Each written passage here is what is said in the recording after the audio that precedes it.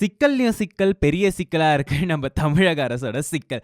எவ்ளோ பெரிய பிரச்சனையா இருந்தாலும் அத கூலா சால்வ் பண்ற நம்ம புரட்சி தலைவி அம்மா அவர்கள் இல்லாதது இப்ப எல்லாருக்குமே ஒரு வருத்தமா இருக்கு.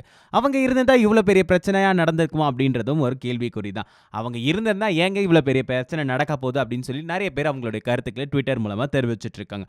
சரி, இந்த நிலைமை தான் இப்படி இருக்கு. தமிழக அரச பத்தி நெறைய பேர் அவங்களுடைய கருத்துக்கள ட்விட்டர் மூலமா தெரிவிச்சுட்டு இருந்தாலும், கோலிவுட்டோடைய முன்னணி ஹீரோவா இருக்கக்கூடிய நம்ம கமல்ஹாசன் அவர்கள் ஒரு கருத்தை தெரிவிச்சிட்டு இருந்தார். அந்த கருத்துக்கு எதிர்மறை கருத்தா நம்ம சுப்பிரமணிய சுவாமி அவர்கள் கமல்ஹாசன் அவர்கள முதுகெலும்பு இல்லாதவர் அப்படின்னு சொல்லி விமர்சனம் பண்ணியிருக்கார். அதுக்கு நம்ம கமல்ஹாசன் சும்மா விடுவாரா சொல்லுங்க? நச்சுன்னு அவரோட பாணியில ஒரு நெத்தி அடி கொடுத்திருக்கார்.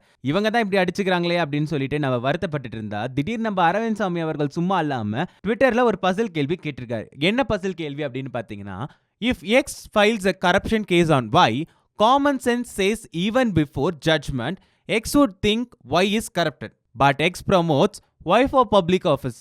Puzzle அப்படின்னு சொல்லியிருக்காரு. நம்ம அரவிந்த் சுவாமி கூட கமல் சார் கூட நிறைய சேர்றார் போல இருக்கு. அதனால தான் இப்பெல்லாம் புரியாத மதர்லாம் கேள்வி கேட்டுட்டு இருக்கார்.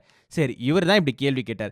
இதுக்கு பதில் தெரிஞ்சவன் கமெண்ட் பண்ணும், தெரியாதவன் வாய் மூடிட்டு போயிருக்கணும். அதை விட்டுவிட்டு ஒருத்தர் நேரா போய் அவர்கிட்ட போய் கேள்வி கேட்டிருக்காரு. உங்க வைஃப் எங்க, உங்க அப்பா பேர் என்ன அப்படிலாம் கேள்வி கேட்டிருக்கா. எதுக்கு இவருக்கு இந்த கேள்வி? இந்த கேள்வி கேட்டவருக்கு நம்ம அரவிந்த் சுவாமி கொடுத்த பதில் தாங்க செம ஹைலைட்டான பதில். என்னோட வைஃப் அவங்க ஹஸ்பண்ட் கூட இருக்காங்க. என்னோட அப்பா உயிரோட இருந்து தான் கேட்டு சொல்லி இருப்பேன். நாட்டுக்கும் இதுக்கும் என்னப்பா சம்பந்தம் அப்படின்னு சொல்லி ஒரு கேள்வியை எழுப்பியிருக்காரு. பசலுக்கு பதில் தெரிஞ்சிருந்தா ரிப்ளை பண்ணிருக்கணும், இல்லன்னா சும்மா போயிருக்கணும். அதை விட்டுட்டு அவரை பார்த்து இவர் ஒரு கேள்வி கேட்டிருக்காரு. இதுக்கு இவரு செம்மையா பதில் சொல்லியிருக்காரு. ஒழுங்கா கேள்வி கேட்டதுக்கு ஒழுங்கா பதில் சொல்லியிருந்தா நம்மள ஒழுங்கா ரிப்ளை பண்ணிருப்போம். அதை விட்டுவிட்டு இந்த மாதிரிலாம் பண்ணியிருந்தா நம்மள இந்த மாதிரி தானே நடந்துக்கணும். அதெல்லாம் விட இன்னொருத்தர் செம்மையா ஒரு கமெண்ட் பண்ணியிருக்காரு பாத்துங்க. அந்த கொசு செத்துருக்கணுமே அப்படின்னு சொல்லி கேட்டிருக்காரு. இவர் கமெண்ட் பண்ணவரை பத்தி கேட்கிறாரா இல்லைன்னா அவரோட பசிலுக்கு பதில் சொல்றாரா அப்படின்றது நமக்கு தெரியல. அரவிந்த் சுவாமி அவர்களுக்கு தான் தெரியும்.